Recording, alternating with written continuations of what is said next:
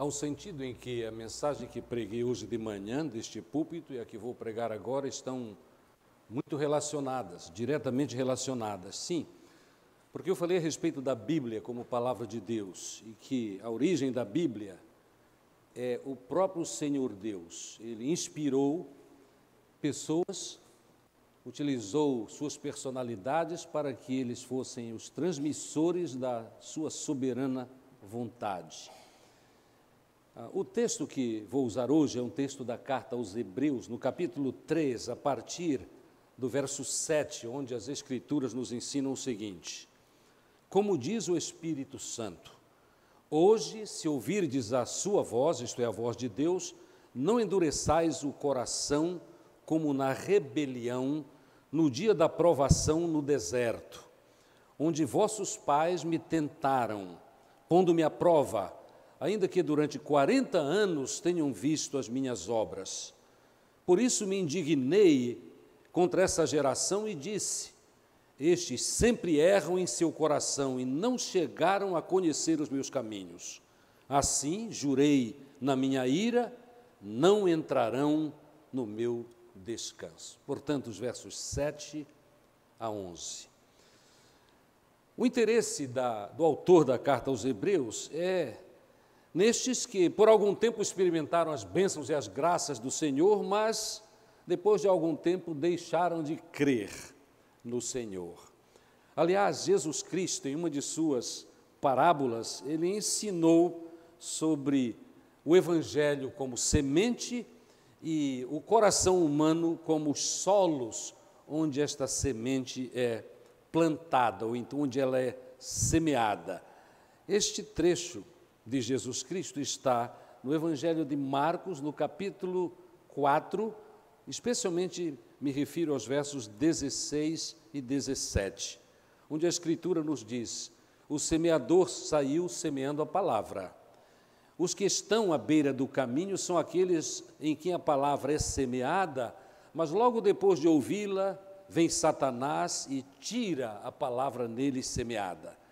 Do mesmo modo, os que foram semeados em lugares pedregosos são os que, ouvindo a palavra, imediatamente a recebem com alegria. Mas como não têm raiz em si mesmos, duram pouco. Quando vem a tribulação ou a perseguição por causa da palavra, logo tropeçam. Outros ainda são os que receberam a semente entre espinhos. Estes são os que ouvem a palavra, mas as preocupações do mundo, a sedução das riquezas e o desejo de outras coisas sufocaram a palavra e ela fica infrutífera. Os outros que recebem a semente em terra boa são os que ouvem a palavra, acolhem-na e dão fruto, alguns 30 por 1, outros 60 por 1 e outros 100 por 1. Nesta parábola de Jesus Cristo, nós podemos entender que o interesse do autor da carta aos Hebreus, especialmente no capítulo 3, versos 7 a 11, são estes que, de fato, são como a semente plantada em terreno pedregoso, porque a referência deste texto sagrado em Hebreus tem a ver com os do povo de Israel, que mesmo tendo recebido tantas bênçãos, e vou enumerar algumas destas bênçãos, quando saíram do Egito, mesmo assim eles não tiveram fé, eles não tiveram confiança, eles foram incrédulos, eles não temeram ao Senhor, e sobre eles recaiu a ira do Senhor. Quais são as bênçãos que o povo de Deus recebeu nos primórdios, quando saía do Egito? Ora, em primeiro lugar, nós devemos lembrar que depois daquelas 10 pragas do Egito, após aquela última praga, a morte dos primogênitos, eles finalmente tiveram a oportunidade de sair daquela escravidão e foram redimidos da sua terrível escravidão. Não só isso, quando eles peregrinaram muitos anos no deserto, eles foram acompanhados por Deus, e a figura que representa este acompanhamento de Deus na vida do povo que estava assim, saindo do Egito rumo a Canaã, a terra prometida, é que em uma nuvem eles entendiam que estavam sendo, como de fato, ajudados por Deus, abençoados por Deus, acompanhados por Ele. Quando tiveram fome, começaram a se rebelar, porque eles chegaram a dizer, olha, Moisés nos trouxe aqui para morrermos, não era melhor termos ficado lá na escravidão? Eles não diziam assim, termos ficado lá no Egito, eles tinham saudades dos alimentos que usavam ali no Egito. Deus mandou carne e maná. Os irmãos devem lembrar o texto em Êxodo, a partir do verso 14, Deus mandou codornizes para que eles se alimentassem da carne que tanto desejavam, e mandou maná do céu. O maná é o pão do céu.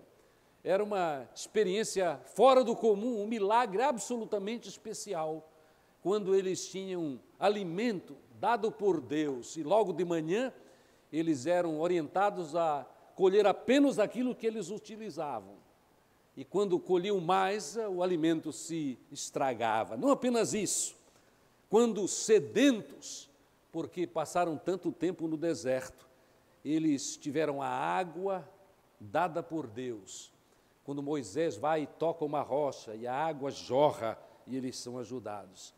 Amados, nós precisamos prestar atenção para estes fatos da história do povo de Israel, porque quando o apóstolo Paulo está escrevendo a sua primeira carta aos de Corinto, no capítulo 10 e verso 6, exatamente um texto em que Paulo une a história, a narrativa da libertação do povo de Israel do Egito, ele une esta narrativa com a nossa própria experiência cristã. Tanto é que eu posso ler para os irmãos desde o início do capítulo 10 de 1 Coríntios, mas o ápice da minha leitura é exatamente o verso 6. Vou ler na íntegra para entendimento. Paulo escreveu assim: pois, irmãos, eu não quero que vocês que ignoreis que os nossos pais, é referência a Israel, todos debaixo da nuvem a qual já me referi, a presença de Deus, todos também passaram pelo mar, aquela grande libertação, quando o mar se abriu para que eles pudessem prosseguir a sua viagem e fugir do exército egípcio. Todos foram batizados em Moisés e na nuvem e no mar. Todos comeram do mesmo alimento espiritual e todos beberam da mesma bebida espiritual, porque bebiam da rocha espiritual que os acompanhava, e esta rocha era Cristo. Observem a conexão. A história do povo de Israel, mas o entendimento já é que Cristo, que é o fundamento da nossa fé, já estava presente. Ele é Deus, ele vive hoje, sempre e eternamente. Verso 5, mas Deus não se agradou da maior parte dos israelitas, e por isso seus corpos ficaram prostrados no deserto. Mas essas coisas aconteceram como exemplo para nós. Paulo está escrevendo para os de Corinto, exemplos para nós, a fim de que não cobicemos as coisas más, como eles cobiçaram. Não vos torneis idólatras como alguns deles, conforme está escrito: o povo assentou-se para comer e beber, e levantou-se para se divertir. E o texto continua. Mas à luz do que falei hoje de manhã, a respeito da origem, da fonte da palavra de Deus sendo o Senhor Deus, eu citei a maravilha da palavra de Deus, que toda ela é interrelacionada. Os escritos de Moisés, Êxodo, ao qual me referi há pouco, Êxodo, especialmente a partir do verso 14, a carta de Paulo aos de Corinto e a carta aos Hebreus, de fato, estão falando a respeito do mesmo fato. Estão nos alertando para a necessidade de abandonarmos, se ainda temos alguma dureza de coração, porque a dureza de coração, a incredulidade do povo israelita fez com que eles passassem um tempo extremamente difícil a caminho de Canaã, a caminho da terra prometida. Alguns estudiosos, e eu vinha comentando isso com a minha esposa no caminho para este ambiente, onde estamos cultuando ao Senhor, eu tenho lido frequentemente de grandes autores, grandes estudiosos da palavra de Deus, que ao saírem do Egito, naquela escravidão, quando eles foram orientados por Moisés, se eles tivessem feito este trabalho, este curso, este trajeto, de forma direta, e naturalmente se eles não fizessem as paradas que foram até, vamos dizer, obrigados a fazer, todo o trajeto levaria apenas 11 dias. Com as paradas que nós sabemos pelo texto sagrado eles tiveram de fazer, estudiosos nos dizem que eles passariam no máximo 3 meses. Mas o fato é que a palavra de Deus nos ensina que por causa da incredulidade, por causa da dureza do coração e a sua rebeldia, eles passaram 40 anos vagando no deserto. E a maioria absoluta deles jamais entrou em Canaã por causa da sua dureza de coração. Então, quando nós pensamos a respeito deste fato histórico, segundo a palavra de Deus, nós devemos pensar que dureza de coração é grave problema para o ser humano. E nós podemos aprender neste texto pelo menos 4 lições sobre como evitar a dureza de coração. A primeira lição é a seguinte: para evitarmos dureza de coração, nós temos de nos submeter à autoridade de Deus. E a autoridade de Deus é revelada na sua palavra. A palavra é a Bíblia Sagrada. Nós temos de entender esta verdade, porque Deus, pela palavra, porque a palavra foi dada de uma vez por todas e porque ela é palavra de Deus. Esta é a fonte, é a origem da Bíblia Sagrada. Nós devemos entender que Deus orientava o seu povo, inclusive nos primórdios ali, na formação do povo de Israel, mas Ele nos orienta ainda hoje. É a mesma palavra. É interessante quando nós pensamos a respeito de a Bíblia tendo uma mensagem só, e é a mensagem da salvação, que o Salmo 95 nos diz muitas coisas referentes a esta mesma experiência do povo de Israel saindo do Egito e a caminho de Canaã. E é muito importante nós citarmos este texto e lermos este texto, porque, sem dúvida alguma, quando nós nos reunimos para estudar um pouco mais da palavra de Deus, há pessoas que há muito foram iniciadas nestes estudos, mas outros estão apenas iniciando e, com certeza, se estão iniciando nestes estudos, devem ficar maravilhados com a coesão da mensagem que existe na Bíblia Sagrada, do Gênesis ao Apocalipse. A palavra de Deus não se contradiz. E quando nós lemos o Salmo 95, é muito interessante nós notarmos que a partir do verso 7, a palavra do Senhor diz o seguinte: porque Ele é o nosso Deus, devemos confiar nele, e nós somos o povo que Ele pastoreia, o rebanho que Ele conduz. E aí vem a mesma palavra que foi citada por Hebreus. Olha o que ele diz: se hoje ouvirdes a sua voz, não endureçais o coração como em Meribá e no dia de Massá. Precisamente aquele tempo quando o povo de Israel, a caminho de Canaã, se rebelou contra Deus, ali no deserto. Quando vossos pais me tentaram, pondo-me à prova, ainda que tivessem visto as minhas obras. Durante 40 anos indignei-me contra aquela geração e disse: é um povo de coração obstinado, não anda nos meus caminhos. Por isso jurei na minha ira, eles não entrarão no meu descanso. É bom logo lembrarmos, para a nossa própria alegria, que este não entrarão no meu descanso, como está neste texto, e confirmando a outra experiência, a outra narrativa, isto não ocorreu com todos, porque alguns atentaram para a palavra de Deus. E porque eles atentaram para a palavra de Deus, enquanto a maioria não entrou, alguns entraram, inclusive Josué e Calebe, que haviam liderado o povo de Deus naquela parte da sua peregrinação. Sendo assim, amados, observando a palavra de Deus, nós devemos levar a sério esta questão de sermos expostos à palavra de Deus, às orientações de Deus, sobre como aceitarmos a salvação que Ele nos dá e como vivermos aqui os nossos dias. Então, nós precisamos logo, quanto antes, logo que percebendo isto, e a nossa percepção já é obra do Espírito Santo de Deus na nossa vida, nós devemos começar a nos submeter à palavra de Deus. E nós nos submetemos quando nós não negamos a palavra de Deus. Nós nos submetemos quando nós julgamos a palavra de Deus. se ela é boa ou se ela é má. Ora, se ela é de Deus, ela é boa para nós. Nós precisamos aprender a não desafiar o poder de Deus, porque jamais houve alguém que desafiou Deus e a sua palavra e que se saiu bem. Nós temos exemplos disto.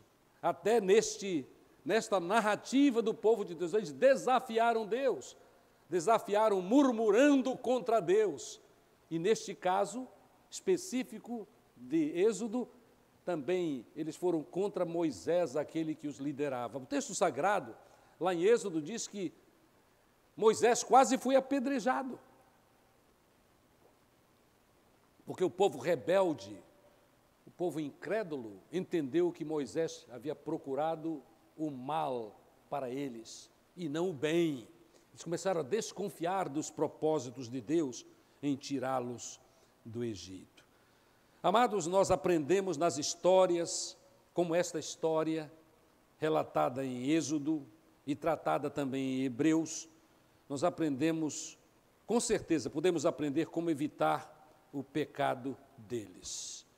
E nós evitaremos o pecado deles quando nós, ouvindo a voz de Deus, nós começamos a obedecer.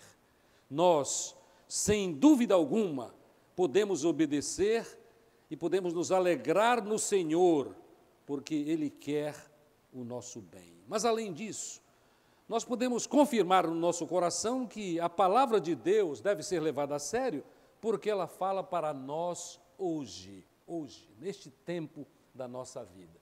E nós podemos, sem dúvida alguma, singularizar e internalizar pessoalmente esta afirmação: Deus nos fala ainda hoje. É por esta razão que nós devemos aprender a aplicar o texto de Hebreus, e de maneira específica, quando ele diz assim: se hoje ouvirdes a voz de Deus, não endureçais o vosso coração. O autor de Hebreus está falando ao povo de Deus, mas nós tiraremos melhor proveito se nós pensarmos assim: ouvindo a voz de Deus hoje, eu não devo endurecer o meu coração. Eu devo aceitar a voz de Deus, eu devo aceitar o convite de Deus para a minha vida, as orientações que Ele tem para mim. A palavra de Deus, sem dúvida alguma, nos fala hoje. E nós não devemos nos esforçar para ignorar esta palavra. Há muitas argumentações que temos ouvido a respeito deste assunto. Alguns dizem: não, eu não posso ouvir a voz de Deus por causa da minha família. Eu não posso ouvir a voz de Deus por causa das minhas fraquezas pessoais. Sem dúvida alguma, já haverá um bom entendimento sobre fraquezas e pecados, mas todo pecado pode ser perdoado, e é perdoado por Jesus Cristo. Quando nós pedimos perdão para os nossos pecados, Deus nos ouve. E como ouvimos no canto do coro, há poucos instantes atrás, Ele ouve, perdoa e esquece. E esta é uma bênção singular da parte de Deus para as nossas vidas. Portanto, não ignoremos a palavra de Deus que chega aos nossos corações.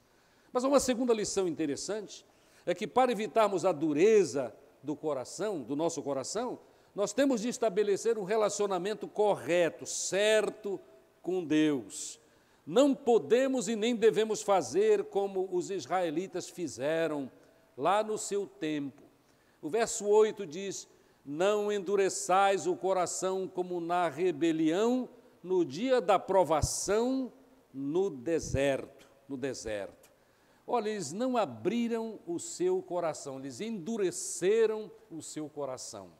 E nós entenderemos melhor esta palavra sobre o coração quando reconhecermos o que é absoluta verdade na palavra de Deus, é que quando a palavra de Deus cita coração, por exemplo, Provérbios 4:23, de todas as coisas que se deve guardar, guarda o teu coração, porque dele saltam as riquezas, as boas experiências da vida. Coração, nas Escrituras, tem a ver com abrir a mente, abrir as emoções, fazer a vontade que Deus quer que nós façamos. Isto significa abrir o coração. E isto é importante porque nós bem sabemos, por causa da palavra de Jesus Cristo, que todo pecado, toda rebeldia começa no íntimo, começa no coração. O texto é bastante explícito, é o texto de Marcos. Marcos, no capítulo 4, capítulo 7, quero dizer, capítulo 7, versos 21 e 22. E prosseguiu Jesus falando: pois é de dentro do coração dos homens que procedem os pensamentos, a imoralidade sexual, os furtos, os homicídios, os adultérios, a cobiça, a maldade, o engano, a libertinagem, a inveja, a blasfêmia, a arrogância e a insensatez. Todas essas coisas mais procedem de dentro do homem e o tornam impuro. Todas estas coisas procedem de dentro do homem e o tornam impuro. E é impressionante como nós somos tão incapazes de julgar pessoas, não é? Nós só olhamos o externo, a parte exterior dos homens. É por esta razão que nós nos assustamos quando vemos uma pessoa aparentemente espiritual. E depois descobrimos, por causa da continuidade da vida, que aquela pessoa não tinha nada de espiritual, o que tinha era a grande hipocrisia. E vem à minha mente um caso muito triste. É o único caso que eu vou contar, porque este é momento de alegria, não é? Ouvindo a mensagem do Senhor. Mas certa feita eu fui a uma cidade no estado do Pará para fazer uma construção com a Missão Cristã Sem Limites. E chegando lá, o líder daquela congregação, quando cantava certos coros que falam a respeito do amor na igreja, como nós somos irmãos e como Deus abençoa a nossa vida, irmãos, ele cantava com um entusiasmo absolutamente singular. E naturalmente nós ali, especialmente um líder norte-americano que estava comigo, nós vendo, participando daquele culto e vendo aquele líder cantar daquela forma, parecia que ele era uma pessoa do Senhor, entregue aos desígnios do Senhor, cumpridor da sua vontade. Mas nem demorou, nós descobrimos a verdade. Nós não buscamos saber isso, mas nós soubemos. Ele abandonou o serviço do Senhor por causa de uma vida totalmente impura. Ele era, de fato, neste caso, ele era escravo de pornografia. E não apenas tinha maldade e imoralidade no seu coração, ele dava ainda lugar crescente para isso na sua vida. E aconteceu o que aconteceu. E a minha oração hoje ainda é que, não sei a história, o resto da história dele é que ele tenha se arrependido. E se arrependeu, com certeza Deus deu a ele uma nova oportunidade, como dá a todos nós. Mas tudo isso para dizer que nós vemos só o exterior, mas Deus olha para o coração. Também nós podemos dizer que a dureza de coração sempre provoca a ira de Deus. A palavra é esta no Novo Testamento, no Velho Testamento também. A ira de Deus e provoca, da parte de Deus, a disciplina sobre aqueles que somos ainda incrédulos.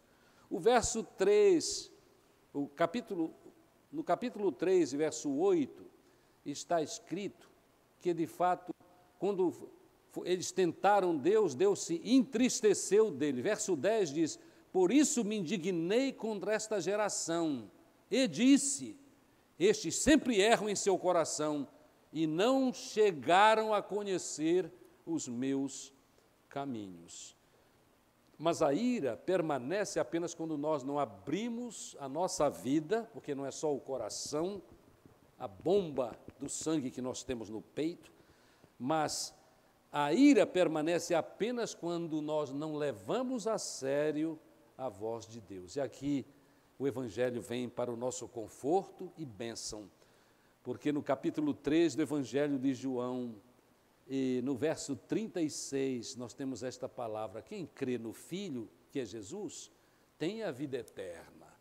Mas quem não crê, mantém-se em desobediência ao Filho, e não verá a vida, mas sobre ele permanece a ira de Deus. Mas no caso de não atentarmos para a voz, a mensagem e a salvação de Cristo. Quando nós aceitamos Jesus, O que ocorre, segundo as Escrituras, é que Jesus mesmo pagou o preço do nosso pecado ao morrer na cruz. E quando nós aceitamos Jesus, nós estamos livres da ira, livres do castigo divino. Mas mesmo assim, sem dúvida, quando nós somos desobedientes ou somos incrédulos, mesmo que temporariamente, nós somos, porque Deus nos ama, disciplinados pelo Senhor. É isto que está escrito em Hebreus, no capítulo 12, especialmente os versos 6 e 11, onde a palavra nos diz: pois o Senhor disciplina quem Ele ama, mas pune todo aquele que recebe como filho. Ele pune aquele que recebe como filho, visando a disciplina, que perseverais. Deus vos trata como filhos, por qual é o filho a quem o pai não disciplina? Mas se estáis sem disciplina, da qual todos se têm tornado participantes, então não sois filhos, mas sois filhos ilegítimos. Além disso, nós tínhamos nossos pais humanos para nos disciplinar, e nós os respeitávamos. Logo, não nos sujeitaremos muito mais ao Pai dos Espíritos, para assim vivermos? Eles, os nossos pais, nos disciplinaram durante um pouco de tempo, como bem lhes parecia, mas Deus nos disciplina para o nosso bem, para sermos participantes da sua santidade. E nenhuma disciplina parece no momento motivo de alegria, mas de tristeza. Porém, depois, produz um fruto pacífico de justiça, nós que por ela temos sido exercitados. A maioria de nós aqui tem boa lembrança ainda do tempo quando estávamos sendo cuidados por nossos pais e recebemos disciplina deles. É como a Escritura diz, no tempo parece algo terrível, mas quando nós crescemos e amadurecemos, nós demos glórias a Deus, porque tínhamos pais que cuidavam de nós. Eu tive uma experiência muito singular a respeito disso. De fato, eu não fui, não para falar bem de mim mesmo, eu não fui extremamente rebelde, mas tive minhas rebeldias quando adolescente. E certa feita, quando meu pai, que era um homem bastante disciplinador e muito cuidadoso conosco, com seus filhos, e sou o mais velho deles, eu lembro que, certa feita, irado com meu pai, aí não era a ira do meu pai contra mim, né, juntando a ira de Deus sobre os homens que são desobedientes, mas a minha ira contra o meu pai deu no seguinte, é que eu comecei a preencher uma agenda, e toda vez que o meu pai fazia uma coisa que me desagradava, eu solicitava para ir ao acampamento de jovens, ele, com os cuidados que tinha, perguntava para mim e para os meus irmãos o seguinte: quem é o líder? Irmãos, se o líder fosse uma pessoa ímpia, e há ímpios na igreja, lamentavelmente, ele dizia: vocês não vão. Aí eu escrevia na minha agenda: não deixou eu ir ao acampamento. E assim, amados, eu fui fazendo um listão, até que eu criei juízo, e um dia eu, de fato, vi que aquilo era absoluta tolice, porque meu pai queria o meu bem, é por isso que me disciplinava. Ele não me deixava ir a certos acampamentos, porque ele já imaginava o que poderia ocorrer. Aí sabe o que eu fiz? Eu peguei a agenda e joguei no lixo. E rindo de mim mesmo, da minha tolice, né? De pensar o mal a respeito do meu pai. Alguns de nós fomos privilegiados. A misericórdia do Senhor foi conosco, nós tínhamos pais que nos faziam assim. Mas, amados, muitas vezes nós nos rebelamos contra a disciplina de nossos pais, mas jamais devemos nos rebelar contra a disciplina do Senhor, porque sempre será, absolutamente, alguns pais não sabem nem disciplinar, mas Deus sempre sabe, e Ele nos disciplina para o nosso bem. Mas há uma terceira coisa que devemos fazer para evitar esta rebeldia. Amados, nós temos de entender e nos submeter à vontade de Deus. O problema dos israelitas foi que eles não se submeteram naquela viagem rumo a Canaã. O verso 3 reafirma: por isso me indignei, diz o Senhor Deus, contra essa geração, e disse: eles sempre erram em seu coração e ainda não chegaram a conhecer os meus caminhos. Muitas vezes nós continuamos trilhando caminhos que não são os caminhos do Senhor, como nos lembra com tanta clareza a profecia de Isaías, no capítulo 55, versos 8 e 9, onde a palavra do Senhor, pelo profeta Isaías, é a seguinte: os meus pensamentos não são os vossos pensamentos, os meus caminhos não são os seus caminhos não são os meus caminhos, diz o Senhor. Porque assim como o céu é mais alto do que a terra, os meus caminhos são mais altos do que os vossos caminhos, e os meus pensamentos mais altos que os vossos pensamentos. E é a absoluta verdade. Naturalmente, os nossos caminhos não são o caminho de Deus. É por esta razão que nós precisamos procurar conhecer o que Deus quer de nós e obedecer à sua vontade. E precisamos fazer isto antes das crises que são normais na vida humana. É verdade, sim, às vezes experimentamos milagres, mas nós precisamos entender que só os milagres não têm a condição de quebrantar o nosso coração para nós fazermos a vontade de Deus. É verdade, amados. É por esta razão que Jesus Cristo contou uma história muito tocante em Lucas, quando nós temos a parábola do rico e do Lázaro. Lucas, capítulo 16, nós temos uma história interessante, uma parábola de Jesus Cristo. É a respeito daquele homem rico que se vestia de púrpura e linho finíssimo e todos os dias se banqueteava com luxo, e havia ali próximo dele um mendigo chamado Lázaro, coberto de feridas, que foi deixado em seu portão. E este homem pobre desejava comer das migalhas que caíam da mesa do rico, e até os cachorros vinham lamber-lhe as feridas. E quando o mendigo morreu, foi levado pelos anjos para junto de Abraão. Mas o rico também morreu e foi sepultado. E no inferno, em meio aos tormentos, o rico ergueu os olhos e viu de longe Abraão e Lázaro junto dele. E clamando, o rico disse: Pai Abraão, tem misericórdia de mim, e envia-me Lázaro para que molhe na água a ponta do dedo e me refresque a língua, pois estou atormentado nestas chamas. E Abraão lhe disse: Filho, lembra-te que em tua vida recebestes bens, mas Lázaro, por sua vez, recebeu males. Agora ele aqui é consolado e tu és atormentado. Além disso, há um grande abismo entre nós e vós, de forma que os que quisessem passar daqui para lá não poderiam, nem os daqui passar para nós.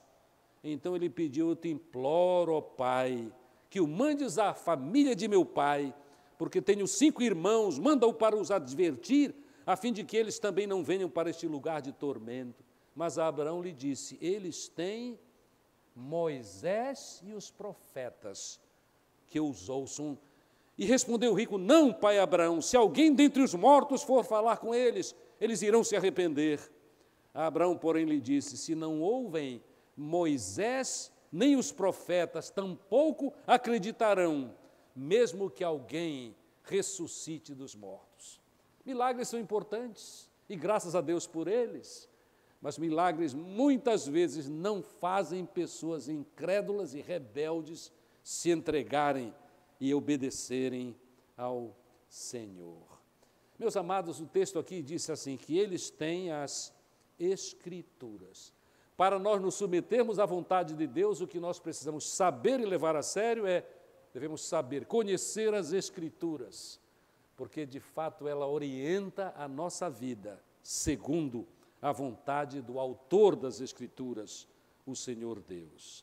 Sem dúvida alguma, tantas vezes na nossa vida nós passamos por crises extremas. 400 anos em escravidão no Egito foi um sofrimento extremo.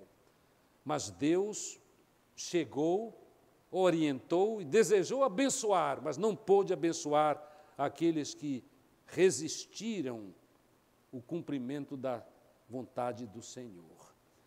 Quando nós somos confrontados por Deus nas crises pelas quais atravessamos, nós podemos escolher, sem dúvida alguma, 2 caminhos. Nós podemos escolher, como escolheram muitos do povo de Israel, não se submeter. Eles escolheram murmurar contra Deus. Ou podemos escolher nos submeter para experimentarmos as alegrias que Ele tem para nós. Já fiz referência ao Salmo 95 e volto ao mesmo Salmo. Reconheçam que há pouco eu tratei dos versos 7 em diante, quando fala deste acontecimento narrado ali em Êxodo, quando o povo de Deus a caminho murmurou, endureceu o coração em Meribá e Massá. Mas é interessante que o Salmo 95, no seu início, é um salmo de alegria. É a alegria daqueles que, em vez de murmurar, assumem a importância da obediência a Deus, visto que o salmista escreveu assim: vinde, cantemos ao Senhor com alegria, cantemos com júbilo à rocha da nossa salvação. Apresentemo-nos diante dele com ações de graças e o celebremos com cânticos de louvor. Porque o Senhor é o Deus soberano, o grande Rei acima de todos os deuses. As profundezas da terra estão nas suas mãos e os altos montes lhe pertencem. Seu é o mar, pois ele o fez, e suas mãos formaram a terra seca. Ó, vinde, adoremos e prostremo-nos, ajoelhemos diante do Senhor que nos criou, porque Ele é o nosso Deus e nós somos o povo que Ele pastoreia. Assim é que deve ser, amados. Mas há uma quarta lição neste texto, é que quando nós finalmente criamos juízo e nos submetemos a Deus, nos submetemos à vontade de Deus, nós entramos no descanso do Senhor. Quem sabe, muitos de nós nos lembramos e conhecemos de cor o texto de Mateus 11, 28.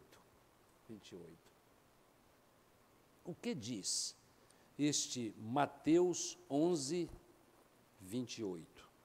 Vale a pena ler do próprio texto sagrado este texto, porque é de Jesus e tem a ver com descanso. O descanso que é oferecido para aqueles que confiam no Senhor e se entregam a Ele. Vinde a mim, todos os que estáis cansados e sobrecarregados, e eu vos aliviarei.